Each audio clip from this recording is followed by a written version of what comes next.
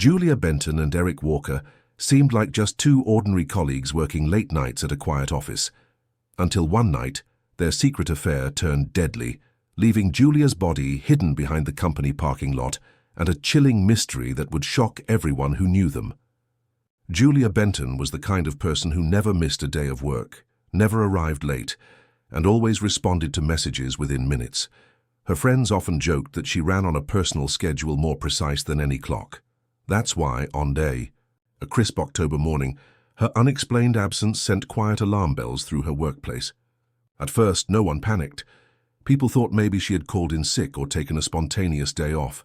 But as the hours passed and no one heard from her, concern began to grow.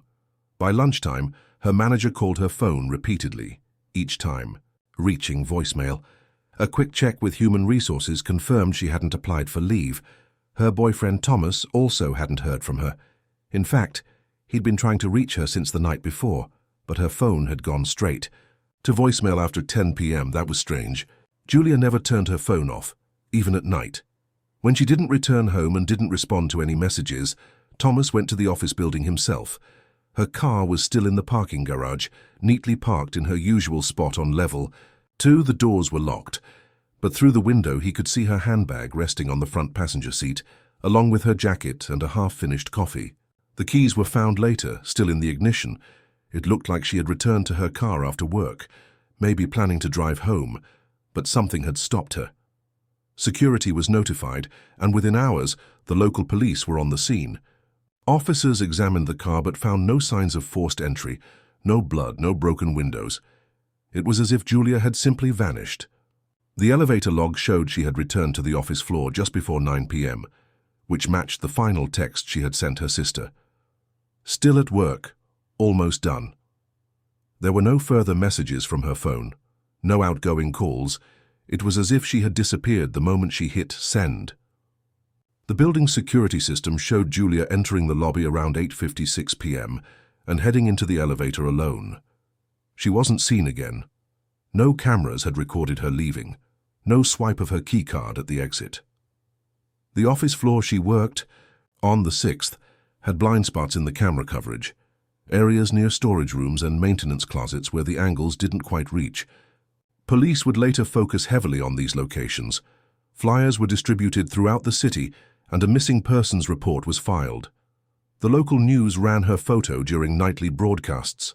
A bright smile, shoulder-length chestnut hair, and a sharp, professional appearance. But no new leads came in. She had vanished without a trace from a building filled with co-workers, security cameras, and controlled access points. To the public it was baffling. To her loved ones, it was terrifying. What no one yet realized was that Julia hadn't walked away, and she hadn't disappeared by choice. Something terrible had happened, something that would soon come to light in the most unexpected and horrifying way. As the investigation into Julia Benton's disappearance deepened, the police began to examine her life, outside the obvious details. At work, Julia was respected for her dedication and sharp skills. But beneath the surface, tensions simmered. Some colleagues mentioned that Julia had become quieter in the weeks leading up to her disappearance. She no longer socialized during lunch breaks and seemed distracted, often staring at her phone with a furrowed brow. Rumors started to circulate about Julia's relationship with Eric Walker, a senior employee in the finance department. Eric was married with 2 children, but it was well known among a small circle that he and Julia had grown close over recent months. Their interactions had been noticeable to those who worked late, as they often stayed behind together well past the regular office hours. Yet Eric maintained a careful distance publicly, and no one had seen any direct evidence of their connection. Only subtle glances, whispered conversations in quiet hallways, and occasional notes passed between desks. The investigators uncovered email exchanges between Julia and Eric that revealed a growing intimacy. These messages were casual at first, but had quickly turned into something more personal, discussing weekends away, shared frustrations, and private dreams. It became clear that the relationship was more than a simple friendship, and it likely started sometime in early summer. Despite this, no one knew if Julia was happy about the affair or if she felt trapped by it. Eric was known as a calm, collected man with a steady job and a family. However, interviews with co-workers painted a different picture behind closed doors. Some described him as possessive and controlling, with a temper that flared in private moments. Julia had confided in a close friend that she was worried Eric wasn't ready to end his marriage, despite what he had told her. This raised troubling questions. Had their affair been unraveling in the days before she vanished? Reviewing the security footage from the night Julia disappeared, detectives noted that Eric and Julia were together on the office floor after hours. They arrived separately, but were seen talking quietly near the break room around 8:30 p.m., then moving toward the back corridors. The footage showed Eric leaving at 9:10 p.m., but Julia was still there. According to his statement, Eric said he left early because he had urgent family matters to attend to, and claimed he did not see Julia after their brief conversation. Yet, the office's digital logs told a different story. Eric's security card showed that he had actually left the building around 9:45 p.m., much later than he admitted. This discrepancy put him under immediate suspicion. When questioned, Eric said he had stayed late to finish paperwork alone, insisting that Julia had already left. But no one else saw him in the office after 9:10 p.m., and the paperwork he claimed to be working on was missing from his desk.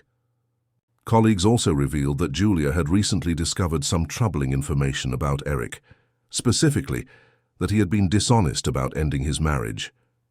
She had threatened to end their relationship and expose him if he did not. Come clean. This revelation painted a picture of increasing tension and possible conflict between the two. Detectives began to suspect that Julia's disappearance was not random. It seemed tied directly to her relationship with Eric and the secrets they shared. The case was no longer just about a missing woman. It was about uncovering the hidden struggles, betrayals, and dark moments that had unfolded behind the polished walls of the office. As the investigation pressed forward, it became clear that the truth would be far more disturbing than anyone had imagined. 6 days after Julia Benton disappeared, the search for her reached a critical turning point. The police had scoured the office building and surrounding areas multiple times, but no sign of her was found. The public was growing restless, and the pressure to solve the case was mounting. It was during a routine inspection that a groundskeeper working behind the office parking lot noticed something unusual. The area was rarely visited, a shadowy corner blocked by storage containers, piles of discarded construction materials, and overgrown weeds. On this day, a strange, unpleasant smell hung in the air, faint but distinct enough to catch attention. Curious and concerned, the groundskeeper approached the spot and found a bundle partially hidden beneath some torn black trash bags and sheets of insulation foam. As the layers were peeled away, what lay beneath became horrifyingly clear: Julia Benton's lifeless body, concealed from view. She was lying face down, her clothes disheveled, and bruises visible on her skin. The discovery sent shockwaves through the community and instantly shifted the case into a murder investigation. Medical examiners were called in quickly. The autopsy revealed that Julia had died from strangulation. The pathologist noted marks around her neck consistent with being forcefully choked, and there were defensive wounds on her hands and arms, signs she had fought back fiercely against her attacker. There was no indication of sexual assault, which suggested the motive might be personal or linked to anger and panic rather than random violence. Among the items found with Julia's body was a torn piece of an office ID lanyard, partially clenched in her hand. When investigators examined it, they identified it as belonging to Eric Walker, Julia's colleague and the man suspected of having an affair with her. This piece of evidence became a crucial turning point in the investigation, directly connecting Eric to the crime scene. As the forensic team combed the area, they found more subtle clues: small traces of fabric snagged on nearby branches, smudges of dirt consistent with a struggle, and faint footprints leading away from the spot. The location itself was significant, hidden behind the parking lot's lower levels, far from main traffic and security cameras, and easily accessible only to those familiar with the building's layout. It was clear that whoever had committed the crime knew the area well and had intentionally chosen a place to conceal the body. Reviewing the office's security footage again, detectives focused on the timeline of that night. Eric's car was recorded leaving the garage at 10:04 p.m., almost an hour after the last confirmed sighting of Julia on the cameras. His earlier claims of leaving at 9:10 p.m. no longer held up. The discrepancy between his statements and the evidence deepened suspicion. Police also uncovered that Eric had knowledge of the building's blind spots, areas where security cameras didn't reach. The parking lot's back corner was one such blind spot.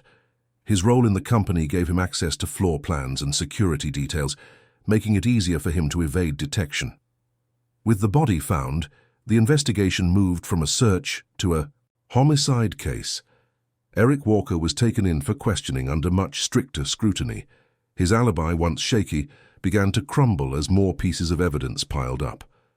Detectives worked to understand not just how Julia had died, but why, and who could betray someone so close in such a brutal way. The chilling discovery behind the parking lot revealed a dark truth lurking beneath the everyday office environment, a truth of betrayal, rage, and violence that would soon lead to a shocking conclusion. The case had become far more than a missing persons mystery. It was a brutal murder hiding in plain sight. As the investigation progressed, the police turned their focus toward uncovering Eric Walker's true motive and the events that led to Julia Benton's murder. With the evidence mounting against him, they began to piece together the hidden layers of their relationship and the dangerous dynamics that had been brewing beneath the surface. Forensic analysts examined Eric's work computer and recovered deleted files that had initially gone unnoticed. Among these files were a series of emails and messages between Eric and Julia, revealing a secret affair that had lasted nearly 4 months. The messages began innocently enough, but quickly grew more intense and personal. They spoke about their feelings, frustrations, and plans to be together once certain obstacles were removed. However, as time passed, the tone shifted. Julia expressed doubts and fears, warning Eric that she might expose their affair to his wife and to the company's human resources department. This threat appeared to be the breaking point. Julia was demanding honesty and change, but Eric seemed unwilling to leave his marriage or end the relationship on good terms. Co-workers reported noticing tension between them in the days before. Her disappearance, silent arguments, cold stares, and avoidance. It became clear that Julia's insistence on ending the affair or exposing it might have sparked a desperate and violent reaction from Eric. Further investigation revealed that Eric had been researching ways to cover his tracks. His internet history showed disturbing searches such as how long does it take to strangle someone and how to delete security footage. Although no tampered video footage was recovered from the office cameras, it was clear he was planning to avoid detection. The office building's layout played a crucial role in the crime.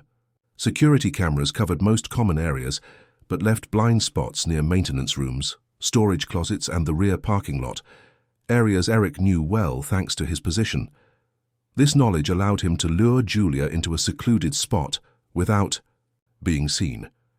The detectives theorized that Eric had invited Julia to talk privately about their relationship, where an argument escalated into violence.